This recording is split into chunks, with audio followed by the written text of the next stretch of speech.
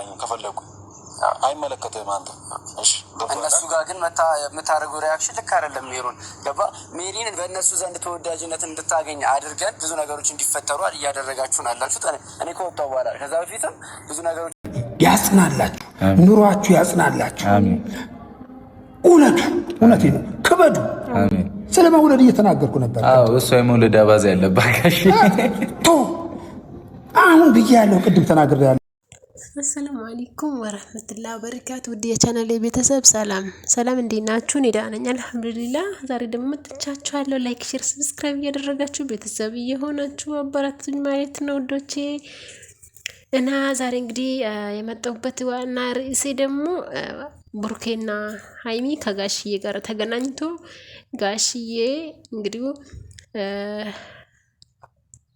ያላችሁ ሁኔታ በጣም ደስ ይላል እና በእናንተ በጣም ተደስቻለሁ። አንድ ሰው ይህን ያክል አንድ ላይ አይቆይም። እናንተ ደግሞ በጣም ደስ በሚል ሁኔታ 2 ዓመት አብራችሁ ሆናችሁ እና አሁን ደግሞ ተጋብታችሁ ልጅ ውለዱ እያሏችሁ ይገኛሉ ማለት ነው።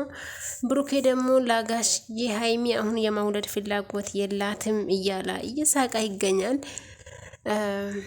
ሀይሚዬ እንግዲህ ከዚህ በኋላ ያው ልጅ ወልዶ ደስ የሚለውን ጊዜ ከልጁ ጋር ማሳለፍ አሪፍ ነው ብዬ አስባለሁ።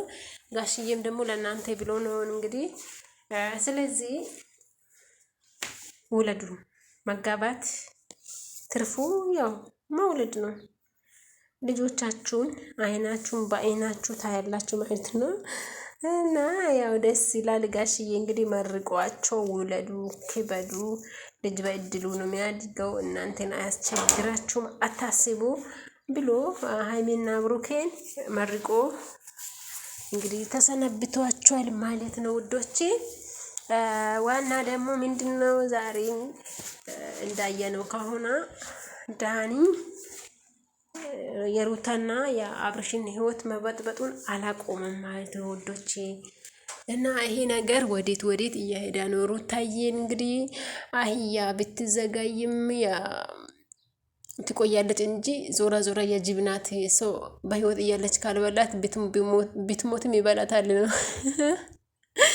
ያ። እና ምን ለማለት ፈልጋ ነው? አብርሽ የሄደበት ሄዶ ያኔ ነው እና ሎሉ የመልሰዋል ብላ አስባ ነው ማለት ነው። ሩታዬ ይቅናሽ ማለት ነው ውዷ። ሄርሜላም እንግዲህ ተስፋ አልቆርጥም። በቃ ሄርሜላና ሩታ አብርሽ ላይ ያላቸው ነገር ሰው ማን ያሸንፋል ነው የሚመስለው። ሩታ አልፈልገውም ትላለች፣ ግን ትፈልገዋለች። ያቺ ደግሞ ሽማግሌ ላክ አግባኝ እና እንውለድ ምናምን ሰው አብርሽ በመሃል ተሰቃይቷል ማለት ነው ቤተሰብ። ዳኒ እንግዲህ ነገሩን ለመበጥበጥ ፈልጎ ምን እያለ እንደሆነ ታውቃላችሁ። ኤፍሬም ሄርሜላን ያው በሌላ ጉዳይ ነው የሚፈልጋት፣ ማለትም በቃ አፍቅሯታል ነገር እና ሩታ ከአብርሽ ጋር ሆና ሄርሜላ ደግሞ ከኤፍራም ጋር እንድትሆን ነው ፍላጎቱ። ዳኒ እንደሚያወራ ከሆነ ማለት ነው። በሌላ ነገር ጠርጥራለሁ። አንተ ለወንድምክ ወይም ደግሞ ሩታ ጋር አብሮ እንዲኖሩ ፈልገህ ሳይሆን ፈልገሃት ነው። ሄርሜላን ፈልገሃት ነው እና ሄርሜላን ለማገት የተስማማ ነው ነገር ደግሞ እንዳትራሱ 2-3ታችን ተስማምተን ያደረግነው ነገር አለ ብሎ ያው ቤተሰቡን በጥብጥ አድርጎ አጣልቷቸው ሊለያይ ፈልጓል ማለት ነው። ሩታና ኤፍሬም እንግዲህ በትዕግስትና በተስተካከለ ሁኔታ ትክክለኛ መልስን እየመለሱ ነበሩ። ያው ዳኒ ደግሞ አንዳንዴ ቤተሰብን እንደዚህ መጣላት ጥሩ ነው ብዬ አላስብም። በእርግጥ ብሎ ስላሳሙክ ብቻ አንተ ልታጣላችሁ እንዳትሞክር እንጂ ያኔ ሩታ ጋራ አብርሽ ቢመለስ ባይመለስም ባላችሁ ሁኔታ በሰላማዊ ሁኔታ መለያየትም ካለባችሁ ቢለያዩ ኖርማል ነው ብዬ ነው ማስበው። ምክንያቱም ልታጣላችሁ የምታደርገው ነገር በጣም ደስ አይልም። አሁን ወንድሙን ከወንድም ያጣላክ ማለት ነው። ወንድሙ የሚፈልጋትን ሴት ወንድሙ ሌላ ወንድሙ ይፈልጋል ማለት ከባድ ነው። እና ስለዚህ ዳኒ ፕሊዝ የምታወራ ነገር አንዳንዴ ብትቆጠብ፣ ቢካዝ ትምህርትም አይደለም ይሄ ነገር ጥላቻ ነው የሚወስደው። በወንድማሞቹ መካከል ትልቅ ጥል ነው የሚፈጠረው ማለት ነው።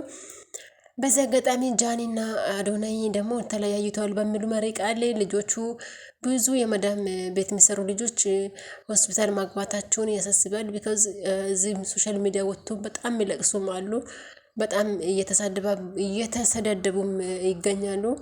እና መዳም ቤት አርፋችሁ የምትሰሩ ልጆች ማለት ነውና ስለማንም በሶሻል ሚዲያ የምታውቁት በዩቲዩብም በቲክቶክም በየትኛውም ሶሻል ሚዲያ የምታውቋቸው ጥንዶቹ ተጣልተናል ሲሉት እናንተ መነፋረቅ የለባችሁም። ቢካዝ እናንተ ስትነፋረቁ እነሱ አያውቋችሁም ማለት የሚፈልገው ነገር እነሱ አያውቋችሁም፣ ሀታ አያውቃችሁም። የእናንተ ኑሮም በፍጹም አያውቁትም። እናንተ በሰው ቤት ምን አይነት ህይወት ነው የምትኖሩት? ስራችሁ ላይ እረፍት አላችሁ ወይ? በልታችኋል ወይ? ከመዳማችሁ ጋር ሰላም ናችሁ ወይ? አያውቁትም። በቃ አይ ዶንት ኬር ብሎ የራሳቸውን ህይወት የሚኖሩ ሰዎች ስለማንም እንደማያገባቸው በፍጹም ብሎ የራሳቸውን ህይወት የሚኖሩ ሰዎች ተጣለን ሲሉት መነፋረቅ የለባችሁም። አንዌስ እነሱ በይዘው እዚህ ጋር ሊጋቡ ነው። አዶናይ የመጣ የሰርግን ፕሮግራም ዲኮሩን እሱ እያየ እንድስተካከልለትና በሚፈልገው ሁኔታ ሆኖ በተስተካከለ ሁኔታ ለጃኒ ቀለበት ሊያደርጋት ስለሆነ ነው ማለት ነው ውዶቼ። በዚህ በቅርቡ ቀን ደግሞ ጃኒ ወደ ዱባይ ትመጣለች። አዶናይ ሁሉም ነገር አስተካክሎ ከጨረሰ በኋላ ከአጃቢዎቿ ጋር ትመጣለች ማለት ነው። ያኔ እናንተ ሆስፒታል ናችሁ፣ እነሱ ቀለበት ፕሮግራማችሁን እያዘጋጁ ነው። ኦ ማይ ጋድ ታሳዝነኛላችሁ፣ በእርግጥ ታሳዝነኛላችሁ። ምን ሆናችኋል እንዴ? ሩታና አብርሽ ተጣሉ ስትባሉ ወደ ሆስፒታል ትሄዳላችሁ። አዶናይና ማነው ጃኒን ተጣሉ ሲባል ሆስፒታል ትሄዳላችሁ። ዋት ሌላ ሀሳብ የላችሁም? ሌላ የራሳችሁ ህይወት የላችሁም? የምታስቡ ነገር የለም? ወደፊት የምታስቡ ነገር ከዚህ ስደት እንዴት ነው የሚወጣ የሚባል ሀሳብ የላችሁ ወይስ በሰው ህይወት ውስጥ ነው የምትኖሩ እናንተ? እና ስለተናደድኩ ነው ሶሪ። ስለ ጃኒና ስለ አዶናይ ፕራንክ ስለሆነ ደስ ብሎኛል። ፕራንክ ነው፣ አልተጣሉም፣ ሊጋቡ ነው። ግን የሰው ደስታ ያስደስታል እና መዋደድ እንዳለ መጠለጥ አለ፣ አብሮ መኖር እንዳለ መለያየት አለ። እና አንድ ሰው ተለያዩ ሲባል እናንተ ታማችሁ ሆስፒታል የምትገቡ ከሆነ እኮ መቼ ነው የሚያልፍላችሁ? የማያልፍላ ወደ ሀብታምን ያጋብዛል ያለው የሀገሬ ሰው። ጃኒን ብትሆን አዶና አያውቃችሁም። እዚህ ጋር አተለቃቀሱ ለማለት ያክል ነው። መልእክቴ ይደርሳችኋል። ቢካዝ ዝም ብዬ በነጻ ለሚለፈልፈው ኤምርና ቤቲ ተገናኝተዋል። ኤምር ራሴን አጠፋለሁ ቤቲ አንቺን ካጣው ብሏታል። ሙቤ ደግሞ በመሀል ምን ሊሆን ነው የሚለው ነገር እያሳሰበኝ ነው። ቤተሰብ ብቻ እስኪ ሁሉም ነገር እናያለን። ኤምር ልጅ አትጫወት፣ ሙቤ ህይወቱን ይኑርበት። ስለ ሙቤ ተደስቼ ሳልጨርስ እንግዲህ ኤምር ገመድ ይዞ መጥቶ ሊሰቀል ነው ሊሞት ነው ምናምን እያለ እዚህ ጋር እያስፈራራት ይገኛል። ብቻ ምንም ማድረግ አይቻልም። ሁላችሁም ማቻችሁ ላይክ፣ ሼር፣ ሰብስክራይብ አድርጉኝ። ቴንክ ዩ ሶ ማች ማይ ፋሚሊ